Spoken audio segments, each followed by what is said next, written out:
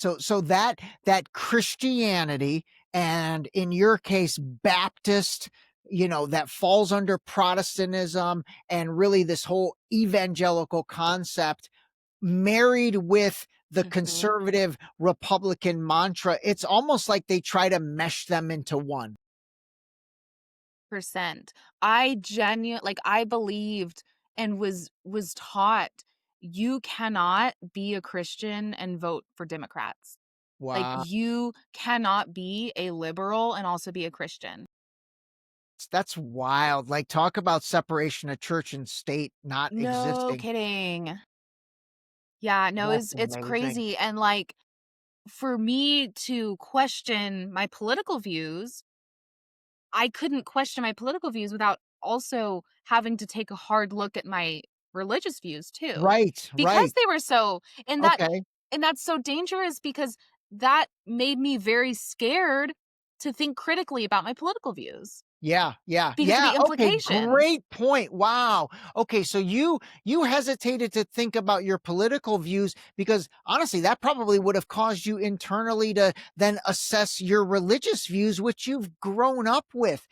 I think a Exactly. lot of people are going through that exact struggle right now. I really do. I'm seeing it, and obviously, the situation in Gaza is kind of causing, a lot of Yeah. Christians to say, wait a minute, as a Christian, my God, on one hand, I'm being told to support Israel because they're God's chosen people. But on the other hand, as a Christian, how can I advocate for a child getting his arm blown off? I've got a lot of friends going through that right now. And that's a battle, man. That's a battle. It's such a battle because It it's is. like they've made it and it's by design. They've made it by design so that for you to question your politics, it's a crisis of faith and you question your like eternal damnation and salvation.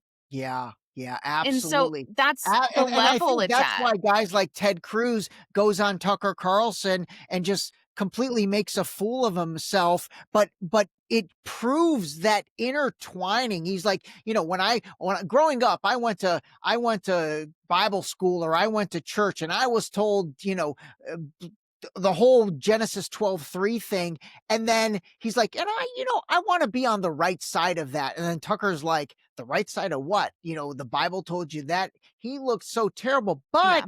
he's probably one of those people that is so intertwined on that, gosh, sometimes I wonder, like, okay, is he really that brainwashed, or is he just using it because it's to his political advantage? I don't know. I don't know. I don't it's so hard to tell. It really is so hard to tell because, like, I know that I was totally like, I totally believed that. Like, Yeah. I was totally locked in with that, until I started to undo my political ideology. But I do think there are people, I don't know if Ted Cruz, but there are people that do weaponize it and do look at that and say, "Hey, I can appeal to this group by being that perfect Christian conservative that they want and Absolutely. use this, like, religious mandate to justify my poor policies." Absolutely. I think Lindsey Graham's the perfect example of that. I think Lindsey Graham weaponizes it. Yeah, He doesn't there's no ethics or true belief in anything to me with that guy, but he weaponizes it yeah, and says what he knows will twist people into basically doing what he claims he wants them to do. Okay, amazing. exactly. Alright, so tell us, like, when was it that you finally broke? And then did you start to question your religious beliefs? Because at the beginning of the podcast, I don't know if we were on the air or off actually, I think we hadn't started recording yet. You told me, I said, "Hey, are you a Christian?" You're like, "Yeah, I was, and then I went away, and now I'm back." So, like, talk us through that. Like, did you really question your faith while you were questioning your political, I guess, ideology? Yeah, that was such a big part of it because my political ideology was so rooted in my faith. Yeah, yeah, that's I amazing. I I couldn't help but to have to look at my religious beliefs, and so I had, like, the thought of, "Okay, if the media and the government has an agenda and is trying to convince me of something, is the church doing the same thing?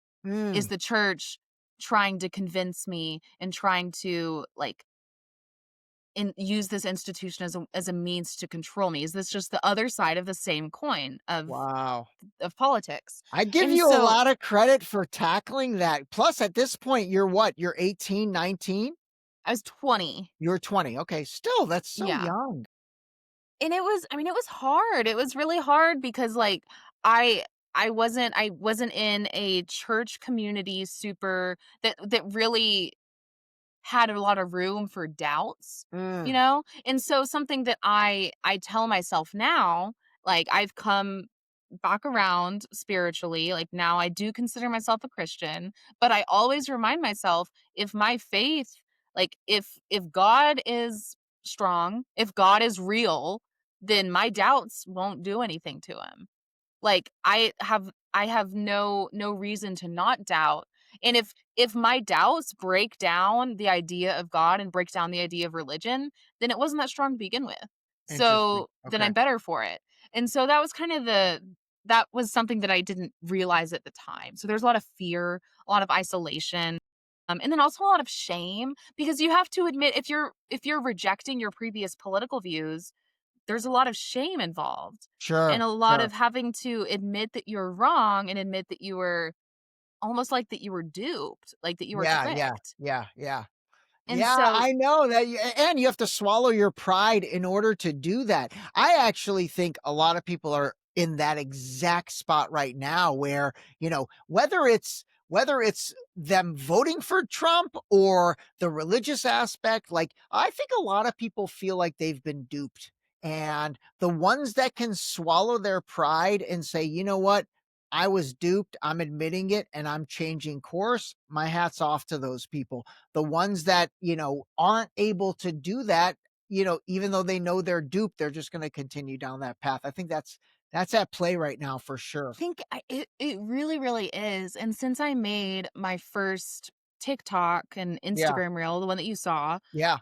I've had so many people message me and comment and say, "Oh my gosh, I used to be a conservative or I used to be involved in Turning Okay. Point and now I'm a progressive. Now I've left or now I've left the organization and I like hate that I was a part of that." So there definitely are a lot of people who are going on that journey and are Yeah. looking really critically at their political and their religious views and saying, is this what I align with? Is this what I want the world to be, Yeah. and Yeah. and they're changing course, and it Yeah. and it takes admitting that you're wrong. Like, when I made my video, I had so many, like, people on in the comments saying, "Well, we don't want you, like, shame on you for being involved," and I own that. Yeah. Like, I'm Yeah. not gonna say I'm not gonna try and make an excuse for it. I can explain that I was a child, that I was indoctrinated, that Turning Point very, like, insidiously targets college and high school students because they're impressionable. I can explain that, but I'll also take responsibility for what I did. And Okay, good for I you. think that there are a lot of people who are going on that journey, and they just need to be given permission, and they need to know that there's a place for them to go. Because one Absolutely. of the things on the right, it's not as much the policies that drive a lot of people, it's the need for belonging. It's the need for that community because it's a lot of people that really need the people around them, and because otherwise they may not have ideology of their own.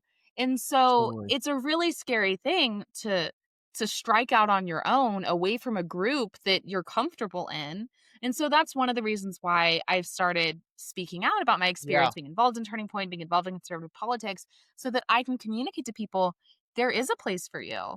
Like, it's here with me. Yeah. Like, Yeah, there totally. you have permission to rethink your views, and you should want to, because as an individual you deserve to think for yourself. Absolutely, absolutely. Let me ask you this. So you've gotten a lot of love and a lot of hate, it seems, right? So like a lot of Mhm. people were like, "Oh my God, thank you for speaking up. I feel the same way." And then you've got the flip side of, the Kool-Aid drinkers. Actually, I shouldn't even say that. The ones that believe that they came at you a little aggressively. Did anyone from Turning Point reach out and be like, "Hey, what are you doing? Why are you bad mouthing us?" Although it's not like you were even bad mouthing them. You're just sharing your experience. I've consumed a lot of your content. And again, what I will say as a credit to you, you don't come off as it's not like you're a whistleblower, saying everything's horrible. You're literally just sharing your experience and, "Hey, this is what happened to me. This is why, and this is where I'm at now. If you feel the same way, don't feel embarrassed about it." That's what I get from your content. Well, I'm glad that that's what you, because that's what I'm trying to do. I've Yeah, been very, very conscientious because, I mean, like I said earlier, I really value credibility, and I don't yeah, want to come across as someone who's like a scorned former Turning Point yeah, person there you go, there who you had a go. bad experience and hates Charlie for some personal reason. Like, no, like I don't have any personal beef with the organization, and I've tried to be very conscientious of that. Number 1, like, I don't want them to litigate against me. Like, Right, I don't right, wanna go right, to right. court for something, Yeah, yeah, because I know yeah. how And litigious you're they a are. lawyer, so you're a lawyer and you don't wanna litigate, so no, I totally get it. Okay. Yeah. Have you kept up with kind of the things going on with them? Like, did you see, for example, maybe it was a week ago or so, he had a round table with a bunch of young conservatives, and it was almost like he was trying to say, "Hey, it's okay if you question our involvement in Israel and all that." It really felt like a Jedi mind trick. Did you see that or no? No, Okay, I okay, didn't, but that's so what they do now. Like, that's okay. just Yeah, yeah. so the tactic, because back when I was involved, it was much more about, like, real campus activism Yeah, and not just performative debating on campus. yeah, performative debating on campus. That's another thing. He did some of that and he went over to Cambridge. I don't know if you saw that. I saw And some of those, and they yeah, ate him alive. they hooked him. They It was completely hooked great, him. and they were so respectful. No, they were. They did not engage in the stupid, like, Steven Crowder, Ben Shapiro, Charlie Right, Kirk right, right, right. talk fast, interrupt Yeah, people yeah, so yeah, that, like, no one has a chance to, and then all yeah. the whataboutism. Like, Yes. they were actually skilled orators and Yeah. debaters, and he could not hold his own. He It could was fun to not. He watch. got absolutely cooked, absolutely cooked. Okay, alright, so tell us now kind of, what your goal is and what your mission is and what you're doing, and obviously, I'll put all the links in the show notes, but I want people to really understand what you're trying to accomplish and how you're going about it. Yeah, I think, right now, like, the reason I made my initial video was because I want to eventually, I don't have kids yet. I want to, and I want to be able to look them in the eye and say that I did absolutely everything I could to prevent fascism and authoritarianism in America. Okay. Like, I don't want to leave anything on the table. Or I want to leave it all on the table, whatever the phrase Yeah, is. yeah. I forget what um that is. Leave it all in the court, we'll say that. Leave it all on the Um, court, there you go. um, but so really, like what I said, I want people to understand that you have permission to question what you were raised to believe. You have permission to question what is being fed to you by media. And that's not in a do your own research kind of crazy conspiracy theorist kind of way. It's in a look at your ideology and really critically think about why you believe what you espouse as your beliefs, and really make sure that it's consistent with who you are as a person, because otherwise you're going to be living your life as a non fully integrated person. You'll be fractured into different Yeah, pieces. And, like, it's a humanity thing. It's not even just a political thing. It's people deserve to be fully integrated people. And so number 1, fighting fascism. Number 2, people deserve better. Like, people just deserve better um than being fed nonsense that's funded by billionaires. no, I'm with you, and I think more than anything, also this ability to separate church and state and recognize that religion is being weaponized for politics. I mean, that's one of my big talking points. I really feel like religion is absolutely been and being weaponized for the benefit of politics. I think Christianity was hijacked years ago, and 70s. Exactly. Even before that, like the Yeah, Schofield Bible and the yeah. concept of dispensationalism and all that. And by the way, I'm like zero religious person, but it's been fascinating to me because I see it. Like I literally sometimes when you're on the outside, you see things clearer. So Oh, like I 100%. see what this administration is doing in trying to weaponize Christianity and use that to move forward their political agenda. And Mhm. it's pretty slick, but people are figuring it out. People are It's by figuring it out. design, it's a playbook. No, you're Yeah. right. Want the full truth? Watch the full Deep Shallow Dive interview next. And hit subscribe if you're done with narratives and ready to call a spade a spade.